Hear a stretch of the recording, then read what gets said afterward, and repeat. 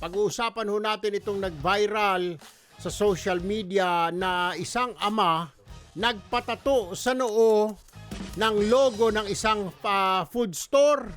Dahil sabi po doon sa kanilang post, gusto mong magka 100K. Ganun na ganun. Makikita. Yan. Kaya mo yan bang gawin? Post, Kaya mo bang gawin? Ayan Ipatato sa noo.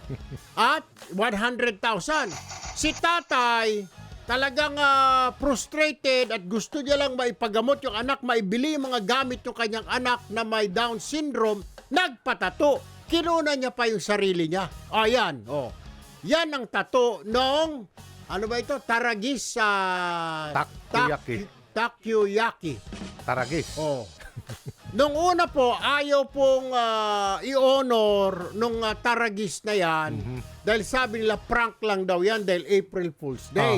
At meron naman daw silang nakalagay na disclaimer sa baba. Hindi nabasa ni tatay. Nagpatato ka agad. Ng Taragis. Taragis talaga, no? Pero naibigay din after nag-react na yung mga netizen at nagalit sa Taragis at sinabi, ibigay nyo na yan. Pero may mga nagsabi din, tanga ka. Bakit ka nagpatato? Siyempre kung, di ba? Wala na kung ikaw ay mahirap at kailangan mo ng pera para sa anak mo ito eh. Tama. Diba? You will do everything. Anyway, hingan natin ng reaksyon dyan, yung ating pong IT analyst at expert, si Art Samaniego. Sir Art, magandang umaga po. Magandang umaga po sa inyong lahat at mga nakikinig at mga nanonood. Si Erwin Tulfo po ito, kasama po si Aljo Bidiho. Live po tayo sa PTV Nationwide at sa Radyo Pilipinas, Sir Art. Ito po yung sinasabing prank gone wrong sa social media. Pero meron po bang mga batas ngayon o pamantayan, sir, para hindi naman mabiktima yung mga kababayan natin na ordinaryo mga kababayan ho natin na maloko na mga ganitong klaseng prank o mga panluloko sa social media, Sir Art? So, nagpapakita lang po kung gaano kadesperado yung mga Pilipino. Ito, prank siya, pero pwede din itong palitan natin na maging scam. Opo. So, libo-libo po ang nabibiktima ng mga scam dahil sa mga ganito. Buti nga to, ito si tatay nakakuha ng pera. Opo. Pero yung prank, same papangakuan ka, pero wala kang makukuha. Ito, tattoo lang to pero isipin mo yung pangako ng mga scammer dun sa mga biktima. So yung 3,000 mo magiging 50,000 sa loob ng 3 oras. Padala ka sa akin ng 3,000. So desperado yung tao, last money na niya. So same reason din, merong sakit yung anak, magpapadala yan ng 3,000, 60,000 sa loob ng 3 oras. Pagkatapos walang makukuha. Let me ask you this, Sir Art. Wala bang tayong batas dyan patungkol sa mga yan? Kasi bago lang ito, social media, internet. Wala ba tayong batas dyan na yung mga panluloko sa internet, yung mga prank na ganito o yung mga scam, Sir Art? Kasi marami yung naluloko or meron? So wala akong hindi ako familiar kung may batas laban dito. Pero sinasuggest namin nung inimbitihan kami kong ng Kongreso, sinuggest namin na kailangan talaga natin ng mga regulation at mga batas tungkol dito. Okay. Kasi nga maraming gumagawa niyan para lang content, tsaka siyempre may kita sila diyan O yung iba. Oo. Pero ito nga maliit na grupo lang ang naapektuhan nito mga prank. Ang mas malaking grupo na naapektuhan na milyon-milyon ang nawawala, daang-libo. Yung mga tao din na ganito din ang ginagawa, nang loloko din sila. Pero hindi prank, kundi scam na. Pero balikan ho natin yung mga social media influencers, yung mga vloggers. May mga nakikita po ako Follow me, meron kang 10,000. Di ba? Follow me. Simple ho ito. I mean, whether true or not, sir, pero di ho ba dapat tayo lalo na pag tayo ay celebrity, social media celebrity influencer, dapat isipin din natin na meron tayong social responsibility towards our neighbors. Sir Art, will you agree with me? Ay nako, 100%. Isa pa po nagiging problema ng mga influencer natin. Ito yung nang-recruit ng mga tao para magsugal. Oo nga. Marami ngayon May mga... Ang dami nila at madami ang nalululong sa sugal dahil sa ang dami nilang followers May mga million na followers into mga to. May iba tayo. So, dapat- Opo. Sir Art, no, may iba tayo. Yung iba halos naguhubad na sa social media eh. Oo. Hindi ba naibaban yan? Hindi Wala ba po. Kaya yun ang tanong nafi-filter natin yan? na Oo. namin ni paring Aljo, Sir Art. Wala ba tayong panuntunan dyan na yung iba halos ipakita na. Halos Sabi lahat ang ganda ng kotse pero yung sa harap ng kotse babae, kitang-kita na yung kalangitan. Jesus Maria Josep. Sus. Hindi mo titingnan yung kotse. Yung kalangitan ng babae ang makikita mo. Yo. Yun nga. Yun. Palagay ko wala po tayong batas dito. No? Wala, no? Hindi talaga ako familiar dito kung meron tayong batas. Wala. Pero ito nga, kailangan na i-regulate yung mga to. So, Pero hindi lang- kaya hindi lang ang sa- sasabihin na naman ng mga tao, sir, ito ay ika nga violation ng kanilang karapatan bilang sa social media, just like in the press, like violation of press freedom. Hindi kaya baka mapulaan naman ng gobyerno, Sir Art? Pero kung ako personally, pwede kong isakripisyo ang konti ng freedom ko para lang maprotektahan yung mas nakararami. Wow. Kasi ang dami talaga nagiging biktima ng mga, ang dami naluloko ng mga Scam, no? Scam kaya obscenity. Pag yan, may mga... Obscenity, oo, obscenity oo. eh. Exemption yan doon sa freedom of speech eh. Opo. Anyway, Sir Art, so pag mga ganito wag ho muna maniwala, no? Kasi magpatato ka, ngayon baka may mga gumaya, alam naman ho dit sa ating bayan, maraming gaya-gaya. Magpatato ka sa pisngi ng ganito, baka may sumunod na naman, tapos meron silang rejoinder or disclaimer sa baba, prank lang ito, wag mong sundin. Di po ba? Oo. Tapos maliliit pa yung letra. Kaya po ang lagi namin payo sa mga kaibigan namin at sa mga yung mga binibigyan namin ng mga seminars at talk, dapat po magduda tayo. Hindi masamang magduda. Kung ano yung nakikita. Ito kung nagbasa lang si tatay, hindi siya magpapatato.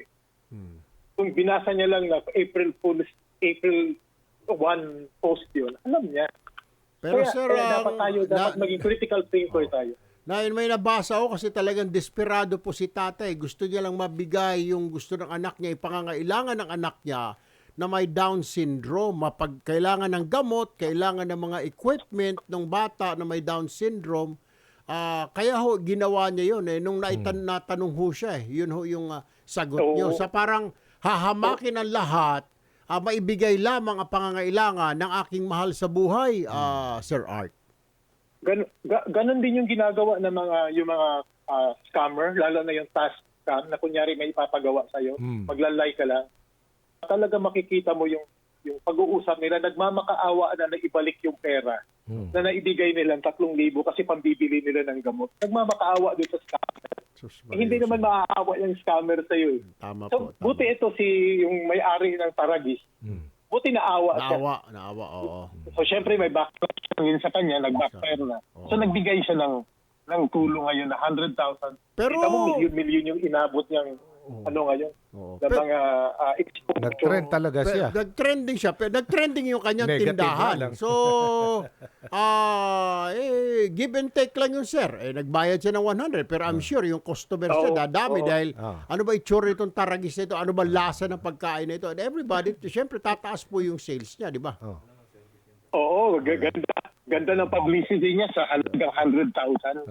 Ang ganda ng publicity. Anyway, Sir Art Samaniego, IT analyst, maraming salamat po at magandang umaga po sa inyo. Maraming salamat po. Gawa rin kaya tayo ng gimmick dito sa Punto Asintado. Anong gawin? Bibigay tayo ng Ng, 1 million. Okay. Anong gagawin? Wag naman patato sa dugo, ha? Wag naman. Mahirap yun. Oo. Isipin mo, tanongin ko itong 3 consultant ko. Ayusin nyo mamaya, ha? Wala pa nga. Yung dagdag Kape na lang, ha? 2.5 Kape lang, ha? tinulugan kagabi dahil naunahan ng inom. Yan, ha? Sige. Hindi, sabi ko, isipin pa lang. Wala naman.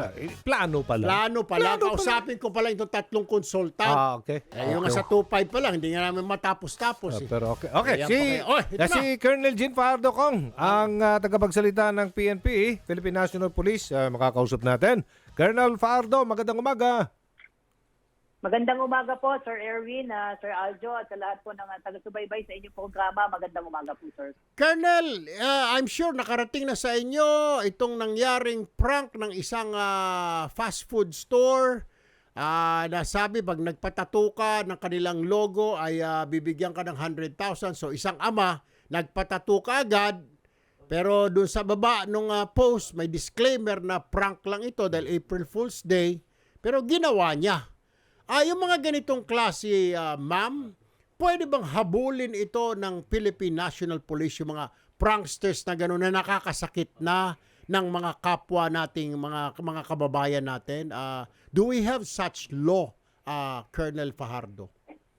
Dito sa particular na kaso po na ito, Sir Erwin, ay obviously ay kung titingnan natin ay may personal damage ito na inflict dito po sa nagpatato. Obviously po ay permanent na po itong tattoo sa noo po ni tatay po, no. So I understand ay because nag-viral na nga po ito, I think the owner was forced to honor yung kanyang publicity na magbabayad siya ng 100. Opo. But kung sa tanong po, will the owner will be criminally liable for the prank, ay papag-aralan po natin yan kung ito pong ating tatay ay willing po na magsampa po ng criminal case para sampahan po natin siya ng kaso. But clearly, dito po sa insidente po na ito, sir, ay again, dun sa pananaw po at sa pagkakaintindi po ni tatay, ay totoo po itong nangyaring contest, kaya siya nagpatato, ay obviously sa kanyang pagkakaintindi ay hindi ito prank lang, hindi ito April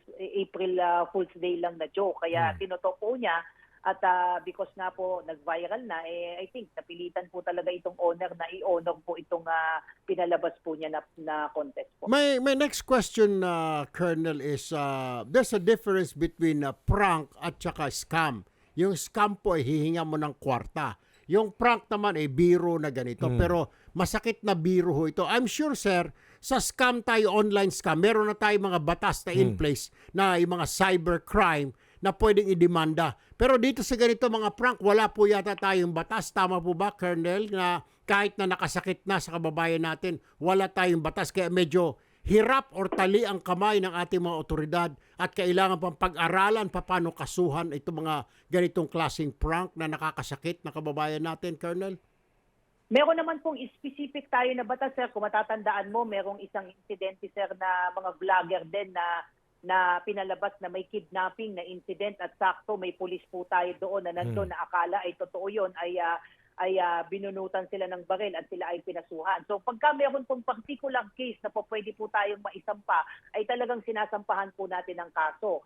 Meron din pong mga prank na joke lang na nagbiro po na meron silang bomba na hawak at meron silang pasasabugin nila yung isang establishmento. Meron po tayong particular case po na po pwede pong isampa sa kasya. So depende po yan, case to case basis po yan, Sir Erwin. Kung may particular case po tayo sa ilalim po ng revised penal code at sa mga special laws po natin, pwede po natin silang kasuhan po ng criminal case po. So kung kunwari magreklamo si tatay, kunwari hindi na ibigay sa kanyang pera at nagreklamo, pwede po siyang sampahan ng PNP. Itong Taragis owner na ito dahil sa ginawa niya, pwede yon o hindi pa rin, ma'am? Pwede po rin natin silang kasuhan, Sir Erwin. Sabi ko nga, kung ito ay papasok nga sa feeling ni tatay na na-scam siya, ito pwede natin siyang kasuhan. Kasi obviously, ito ay ginamitan ito sa social media. Nag-publish siya ng contest tapos hindi niya inonor. At merong damage on the part ni tatay. Obviously, sir, permanent na itong tattoo sa noo ni tatay. So obviously, may damage na po. Although, kung titignan po natin, siguro yung ibang mga abogado ay magsasabi ay ang applicable po dito is yung Article 21 po ng ating Civil Code na nakalagay doon na kung sino mang tao po na magkokos po ng injury, willful cause ng injury or loss sa isang particular na individual in a manner na contrary sa moral, sa custom, ay dapat makompensate po yung sino man po nang nagda-damage ng particular pa-contest po niya ito. Obviously, ito, sir, ay may damage po ito kay tatay dahil sabi ko nga po, permanente na po itong tattoo na ito. But I understand nga, since inonor po nitong management yung kanyang pa-contest at binigay po yung kanyang 100,000. So, I understand si tatay ay wala namang pong planong magkaso. But in any event na may mangyari po sanang ganito, ay sana po mag-ingat-ingat yung mga vlogger natin dahil sa kanila, sa paningin nila, ay joke lang ito. Pero again, pag may na-damage po na individual o grupo, they should be held accountable po. Ayun. So,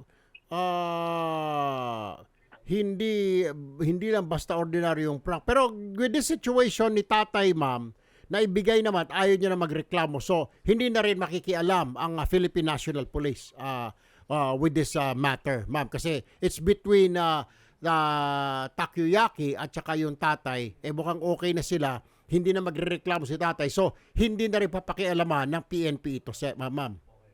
Yes po sir, kasi kung magsasampa po talaga tayo ng kaso sir, kailangan po talaga natin ng private complainant para po tumayo po yung kaso po natin. Alright, okay. Sige. Maraming salamat po, Colonel Jean Fajardo, ang tagapagsalita po ng PNP. Good morning po. Good morning po sir, magandang umaga.